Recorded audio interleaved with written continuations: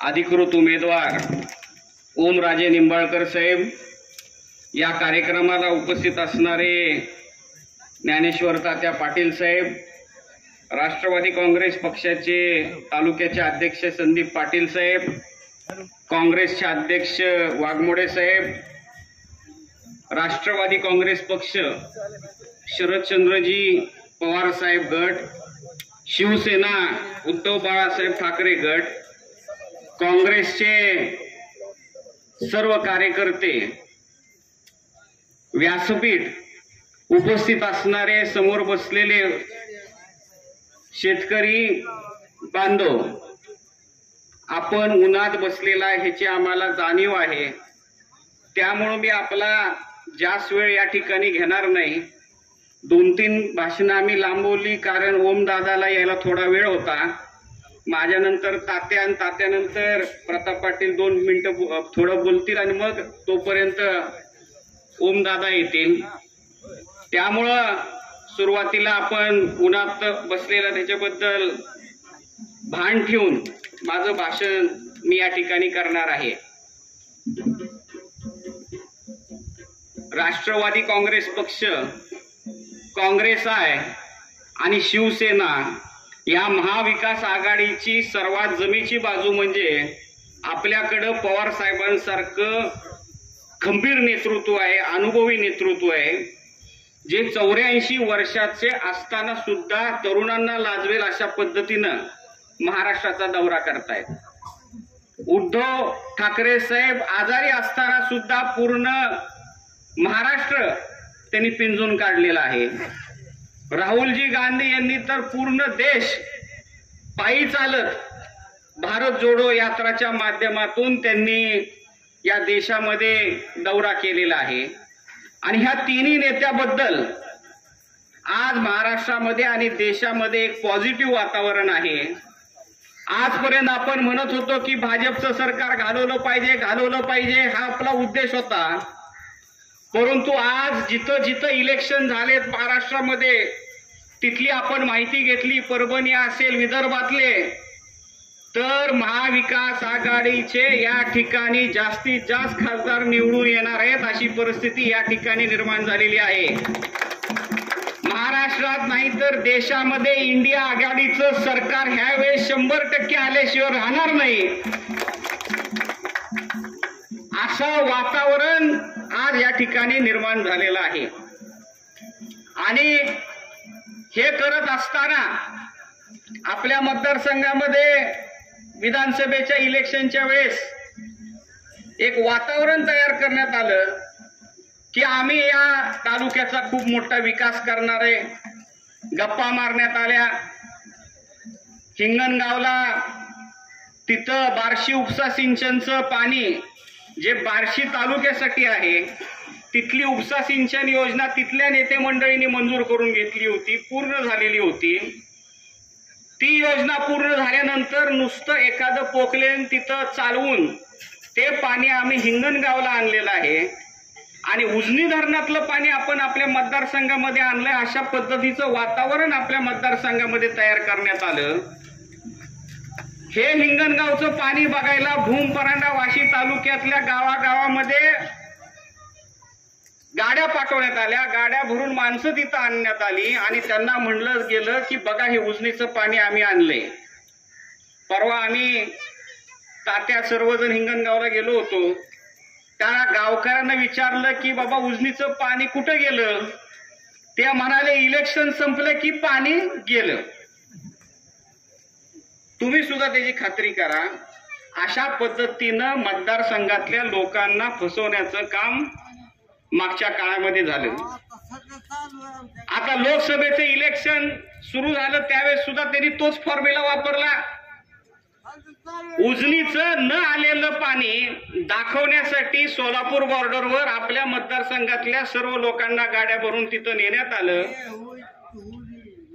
तिथं पाणी आलेलंच नव्हतं, तरी सुद्धा वचनपूर्तीचा कार्यक्रम घेण्यात आला आणि त्या वचनपूर्तीच्या कार्यक्रमामध्ये उजनी धरणातलं पाणी आम्ही ह्या सीना कोळेगाव मध्ये लगेच आणणार आहेत अशा पद्धतीच्या बाता त्या ठिकाणी करण्यात आल्या। मला या संदर्भात त्याच्यानंतर मी एक प्रेस कॉन्फरन्स घेतली.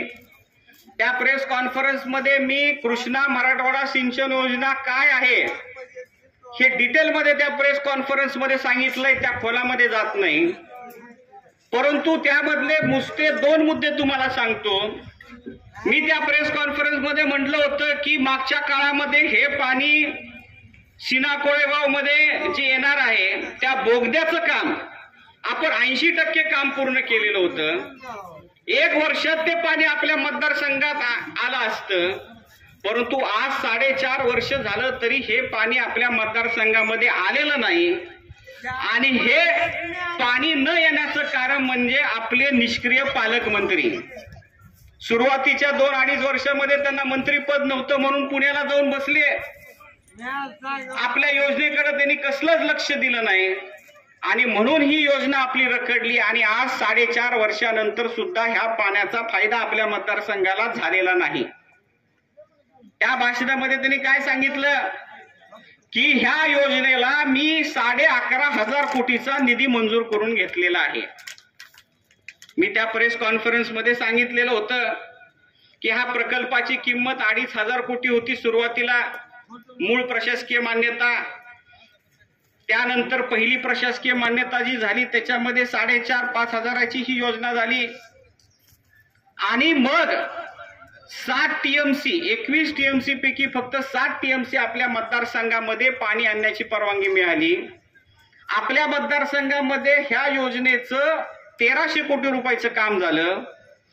त्यातलं 1,100 कोटी रुपये आपल्या काळामध्ये झालं, 200-250 कोटी रुपये आत्ताच्या आमदाराच्या काळामध्ये झालं. आणि हे पाणी आजपर्यंत आपल्याला या ठिकाणी आपल्या मतदारसंघामध्ये आलेलं नाही. म्हणून ह्या गोष्टीचा आपण या ठिकाणी विचार करण्याची गरज आहे.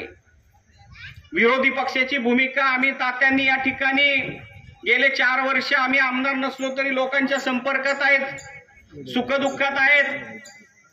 आता भाषणामध्ये तर नवीन काही नेते मंडळी त्यांचे म्हणाले की ही नुसती लग्नालाच जातेत, मोतीलाच जातेत, वाढदिवसालाच जातेत. आता लोकांच्या सुखदुःखामध्ये सहभागी होणं ही काही चुकीचं आहे का? तुमच्या आमदाराला वेळ नाही, त्याला त्याचे कारखाने आहेत, त्याला त्याचे ट्रस्ट आहेत, त्यामुळे तुमच्या सुखदुःखाला तुमच्या कार्यकर्त्याच्या सुद्धा ती येऊ शकत नाही. आम्ही तात्या या ठिकाणी आपल्या कार्यकर्त्याच्या सुखदुःखामध्ये सहभागी होतोय. जिथं विरोधी पक्षाची भूमिका मांडायची तिथं आम्ही आमची भूमिका मांडतोय. पीक विम्याच्या बद्दल आम्ही आमची भूमिका मांडली, आंदोलन केलं, निवेदन दिलं. अतिवृष्टीच्या वेळेस आम्ही आंदोलन केलं. मागच्या काळामध्ये आपलं सरकार असताना किंवा मी आमदार असताना दुष्काळाच्या काळामध्ये आपण छावण्या सगळीकडे चालू केल्या होत्या. घेतली गाव पालकमंत्र्यांनी दुष्काळाची बैठक. आज आचारसंहिता आहे, परंतु आचारसंहितेच्या अगोदर त्यांना संधी होती दुष्काळाची बैठक घ्यायला. त्यांनी दुष्काळाची बैठक कधी घेतली नाही. 6 महिन्याला कधीतरी जनता दरबार. लोकांना रोज आमदाराकडे जाऊन काम करून घ्यायची सवय आणि 6 महिन्याला ह्यांचा जनता दरबार, त्याच्यातली सुद्धा एकही काम त्या ठिकाणी मार्ग लागलेलं नाही. आणि अशी परिस्थिती असताना ज्यावेळेस लोकांनी त्यांना विचारलं की तुम्ही मतदारसंघात येत नाही, जात नाही, तर त्यांनी काय उत्तर दिलं मी तुम्हाला क्लिप ऐकून दाखवणार आहे.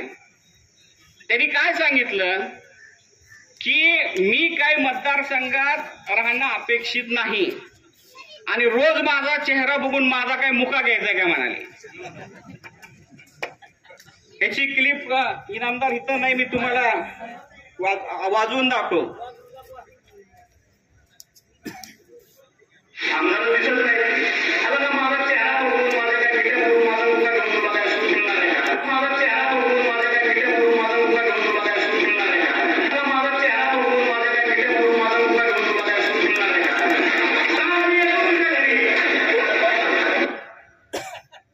आता काय म्हणतायत की माझा काय मुका घ्यायचा आहे का, मला काय मिठ्या मारायच्यात का?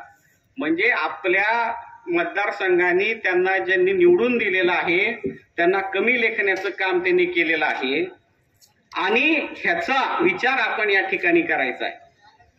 महत्वाच्या 2 मुद्द्यावरच मी बोलणार आहे. आपण उन्हात बसलेला आहात, दुसरा मुद्दा, आता पाटील साहेबांनी सांगितलं की काँग्रेसच्या राज्यामध्ये 450 रुपयाला आपल्याला सिलेंडर मिळत होतं, ते आज 1200-1300च्या पुढे गेलेलं आहे.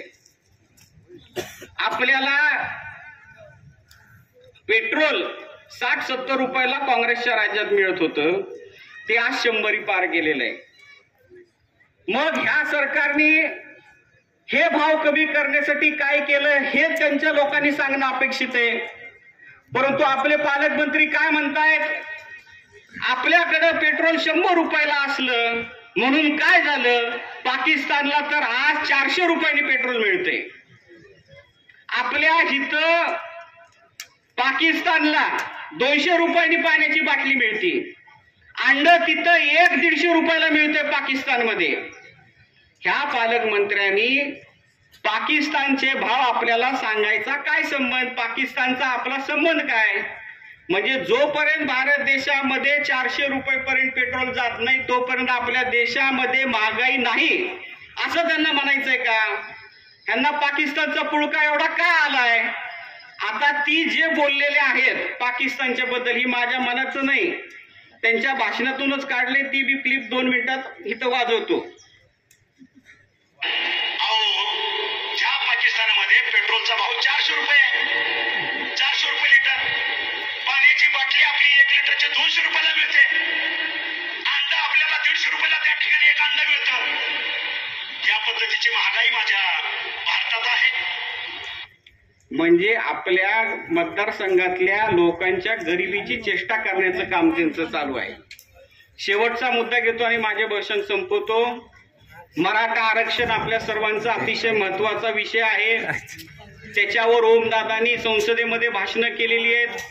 मी 2018 साली हा प्रश्न, हे आंदोलन सुरू व्हायच्या अगोदर तारांकित प्रश्न केलेला होता. उस्मानाबादला मुक मोर्चा झाला, तिथं मी गेलो होतो. तुमच्या मुंबईच्या मोर्चाला गेलो होतो, आंतरवलीच्या मोर्चाला गेलो होतो, जरांगे पाटील भूमला आलो त्यावेळेस गेलो होतो, माझ्या गावामध्ये आले त्यावेळेस त्यांचा सत्कार केला होता. जे आमच्याकडून होते ते आम्ही प्रयत्न केले. परंतु हे पालकमंत्री मराठा आरक्षणाबद्दल काय म्हणतायत की ज्यावेळेस आमचं सरकार येतं त्यावेळेस मराठा समाजाला, ते शब्द मी वापरत नाही, टिंब होतं, ती शब्द वापरणं सुद्धा खालच्या पातळीचं मी वापरणार नाही, ते तुम्हाला सगळ्यांना माहिती आहे. परंतु त्याच भाषणात त्यांनी काय सांगितलं की ज्यावेळेस फडणवीस साहेब मुख्यमंत्री होतात त्यावेळेस मराठा समाज मोर्चा काढतो, फडणवीस साहेबांना त्रास देतो, मराठा समाज ब्राह्मण म्हणून फडणवीसांनाही नव्हतो, आणि ह्याच ब्राह्मणांनी मराठ्याची झोळी भरली म्हणून त्यांनी त्यांच्या भाषणामध्ये सांगितलेलं आहे. म्हणजे त्यांना मराठा समाजाच्या आरक्षणाची काळजी नाही तर फडणवीसला त्रास होतो याची काळजी. ते सुद्धा हे माझ्या मनाचं वाक्य नाही, ते तुम्हाला ऐकवतो आणि माझे भाषण संपवतो. एकच क्लिप आहे का? मुख्यमंत्री असताना प्रचंड